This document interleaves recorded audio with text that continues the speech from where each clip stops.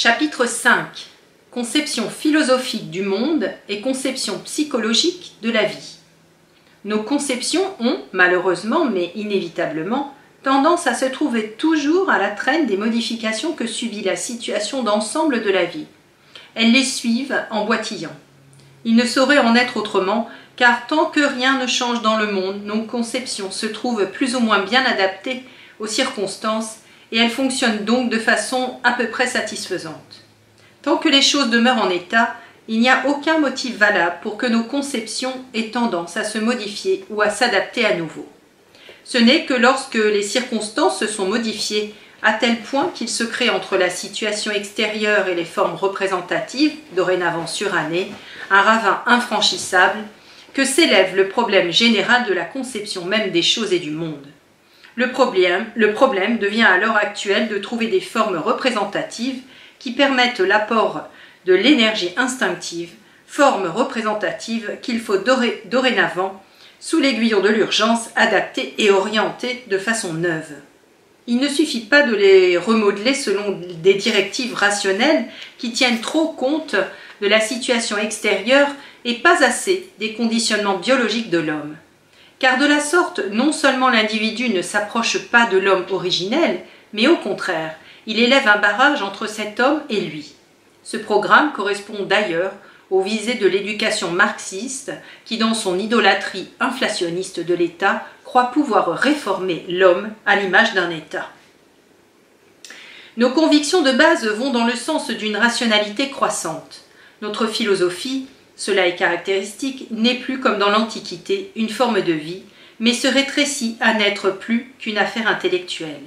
Nos confessions avec leurs rites, leurs symboles et leurs falbalas, qui semblent sortir tout droit du passé, où elles trouvaient leur place légitime, expriment une image du monde qui, au Moyen-Âge, ne créait pas de difficultés importantes, mais qui est devenue incompréhensible à l'homme de notre temps. Ce dernier, toutefois, se voit mu par un instinct profond à maintenir ces représentations en dépit de leur conflit aigu avec la conception moderne des choses, et bien que, prises mot à mot, elles ne tiennent plus compte du développement de l'esprit au cours des 5 derniers siècles. Cette fidélité procède manifestement du danger qu'il y aurait, en les abandonnant, à glisser dans l'abîme d'un désespoir nihiliste. Mais ici encore, nous retrouvons le rationalisme. Celui-ci se fait un devoir de critiquer toute croyance littérale, toute acceptation purement concrète et bornée. Il perd de vue que les confessions enseignent une doctrine dont la symbolique, en dépit de l'interprétation rationaliste discutable qui en fut donnée, possède, en vertu de son caractère archétypique, une vie propre. Par conséquent, une compréhension intellectuelle de cette symbolique n'est en général nullement nécessaire. Elle n'intervient que si l'appréciation du sentiment et le pressentiment intuitif ne suffisent pas à emporter l'adhésion, c'est-à-dire chez les êtres pour lesquels c'est l'intellect qui emporte au premier chef la conviction. Rien n'est plus caractéristique et plus symptomatique à cet égard que l'élargissement qui s'est produit ces tout derniers temps dans la faille qui existe entre croire et savoir. L'opposition est déjà devenue tellement importante que ces deux modes de connaissance et les images du monde qu'ils promeuvent sont devenues des grandeurs incommensurables. Et pourtant, il s'agit de ce même monde empirique dans lequel l'homme évolue, puisqu'aussi bien la théologie prétend que sa croyance s'appuie sur des données historiques qui sont devenues perceptibles dans ce monde accessible à nos sens, à savoir que le Christ est né comme être de chair et de sang, qu'il a fait de nombreux miracles, qu'il a subi son destin, qu'il est mort sous Ponce Pilate et qu'il est ressuscité corporellement après sa mort. La théologie condamne même toute tendance à comprendre de façon symbolique les dires de ces documents, à y voir quelque chose comme un mythe. Récemment, pourtant, précisément dans les milieux théologiques, une tentative a été faite. Concession faite en quelque sorte au point de vue du savoir, pour démythologiser l'objet de la croyance. Toutefois, ces mêmes théologiens interrompent brusquement et arbitrairement leur démarche sans oser aborder les données décisives. Pour la raison critique pourtant, il n'est que trop évident que le mythe est un élément constitutif de toute religion, ce pourquoi il ne saurait être exclu dans son principe même, sans préjudice pour le contenu de la foi. La rupture entre la croyance et le savoir est un symptôme de la dissociation de la conscience qui caractérise l'état mental perturbé de notre époque. Tout se passe comme si deux personnes s'exprimaient sur une même donnée, chacune ayant une perspective individuelle et différente, ou encore comme si une seule et même personne décrivait son expérience alors qu'elle se trouve dans deux états d'esprit différents. Si nous remplaçons la dite personne par la société moderne en général, il apparaît que cette dernière souffre d'une dissociation mentale, c'est-à-dire d'une perturbation névrotique. En pareille situation, il ne sert de rien qu'une moitié tire obstinément à droite et que l'autre moitié tire avec un égal entêtement à gauche. C'est ce à quoi nous fait assister toute psyché névrotique pour son plus grand dame, car cela n'entraîne qu'un surcroît de souffrance qui l'amène au médecin.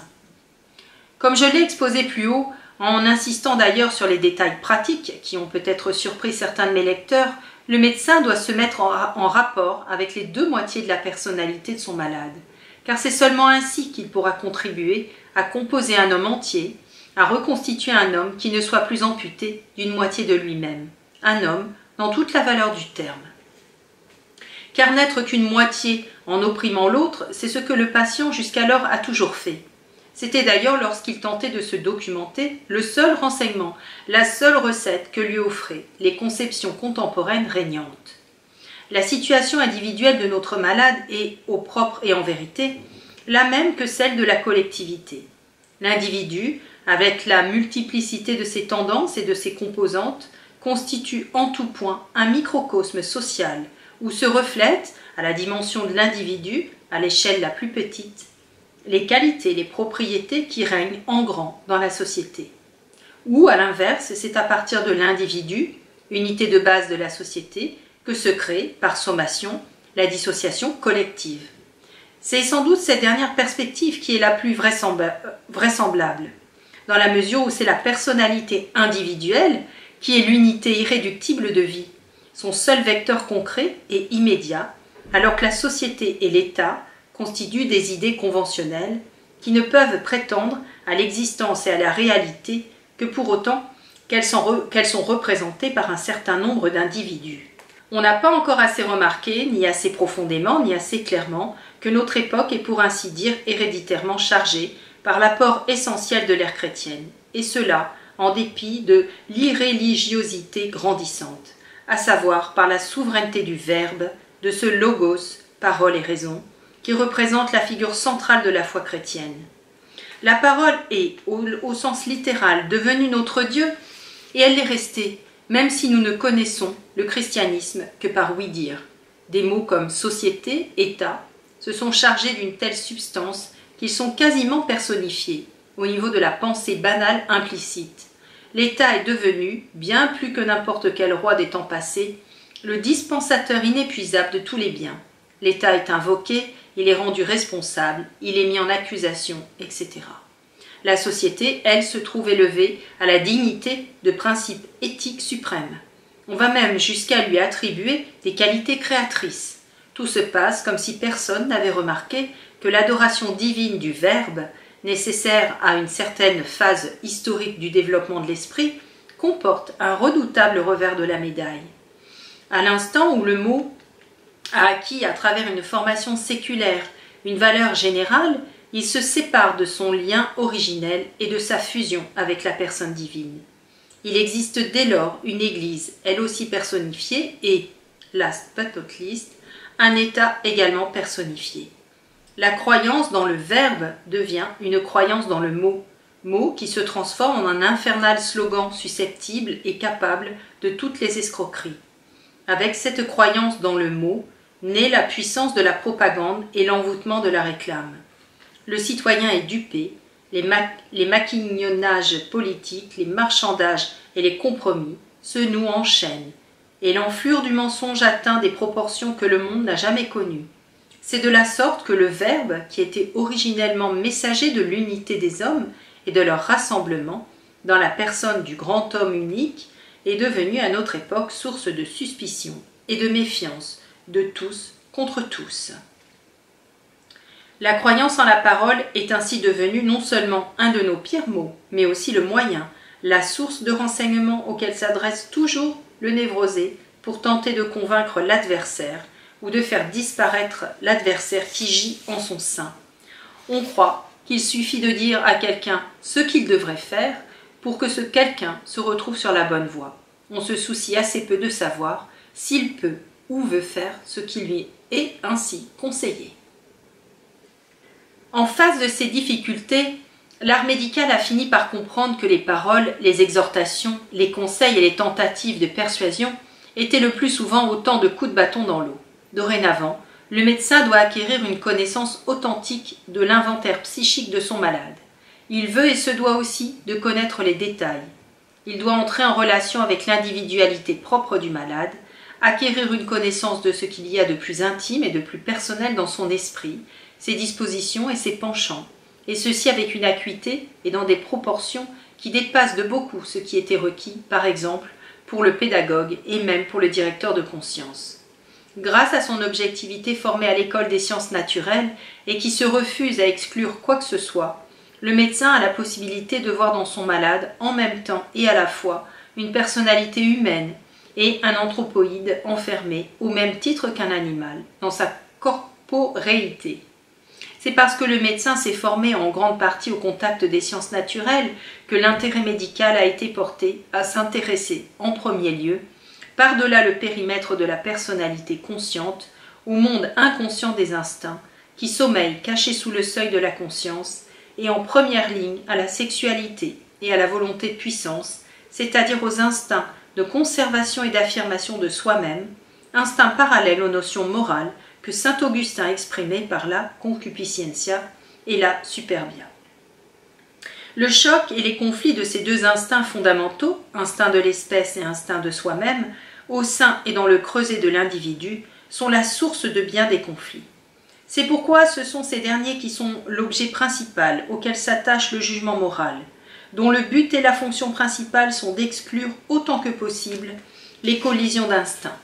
Comme nous l'avons dit plus haut, l'instinct a deux aspects principaux. Il est d'une part facteur dynamique et d'autre part sens spécifique. Il exerce une poussée et témoigne d'une intentionnalité.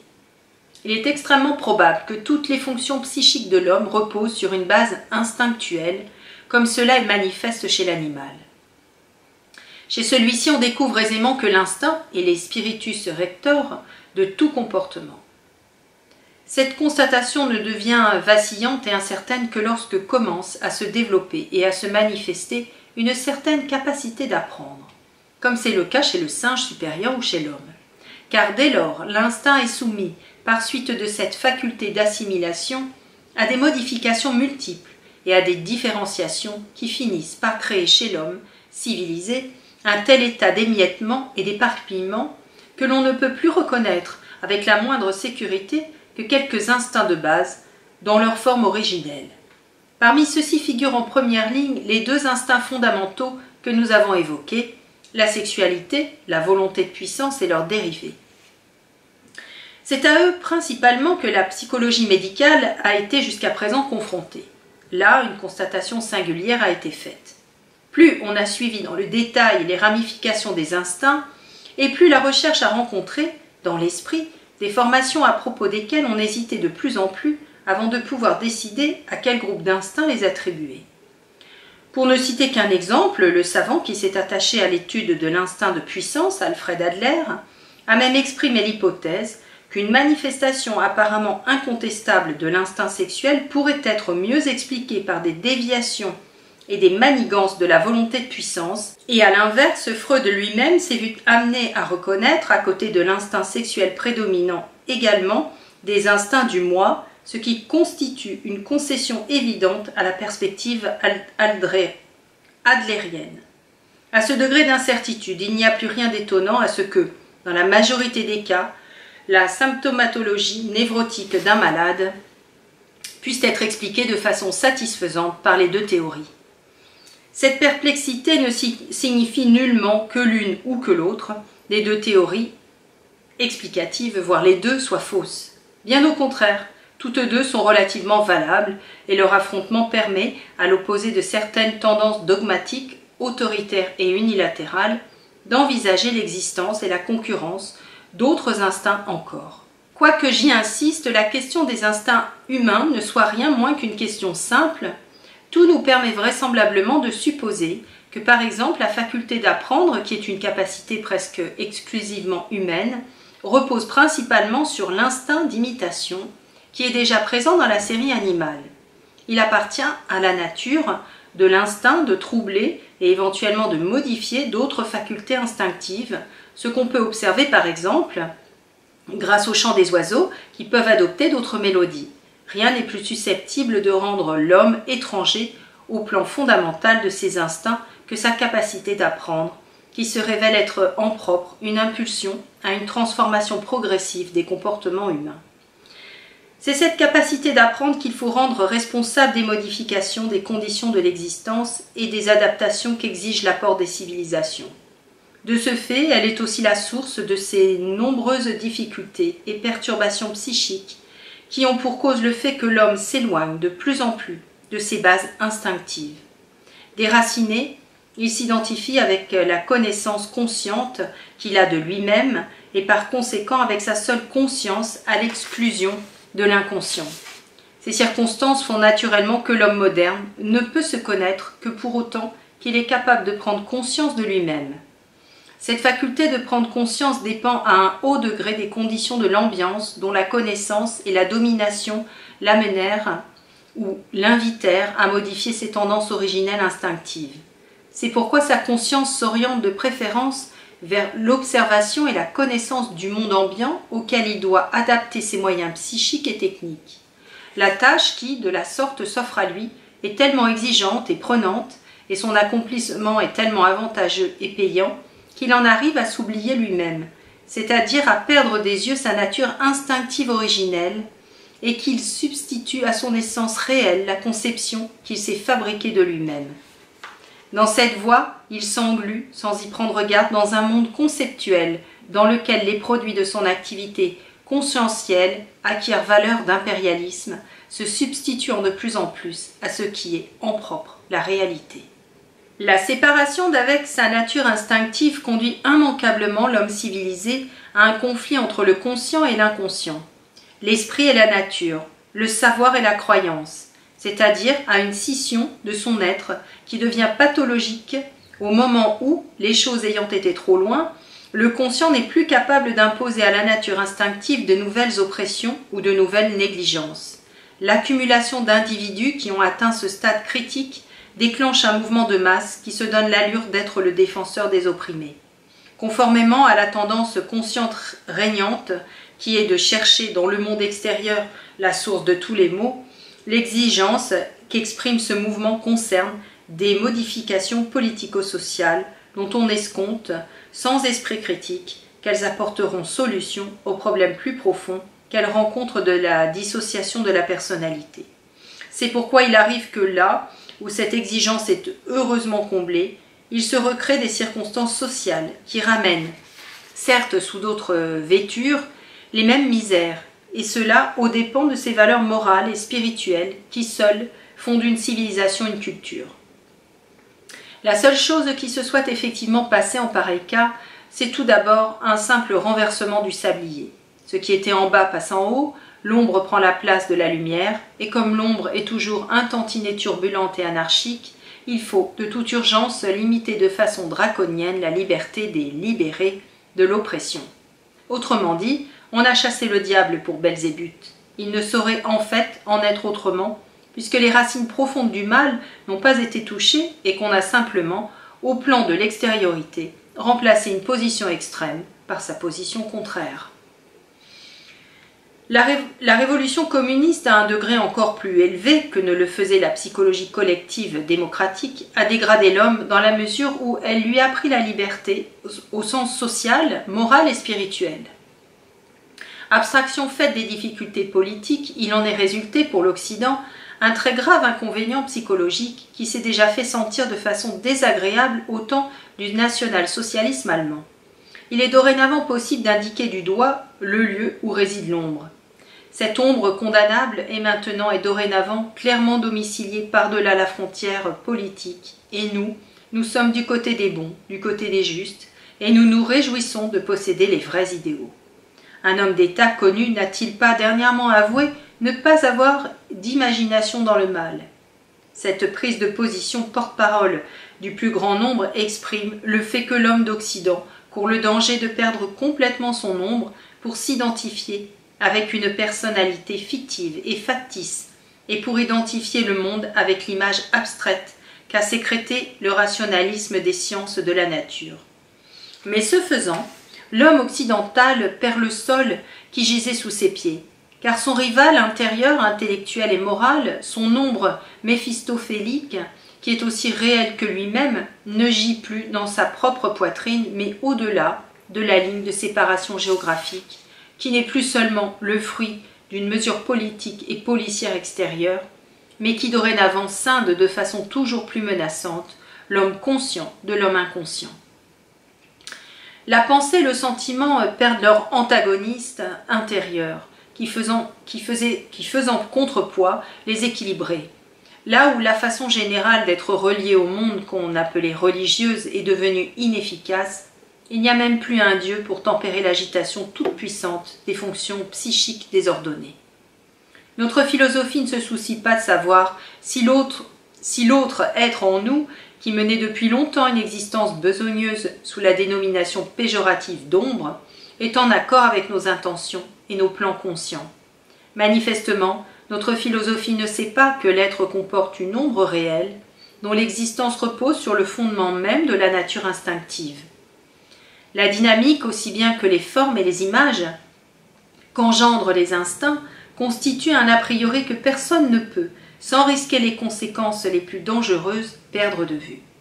Brutaliser ou négliger les instincts enchaîne des conséquences fâcheuses, de nature physiologique et psychologique, et c'est pour leur suppression qu'on fait en première ligne appel aux médecins.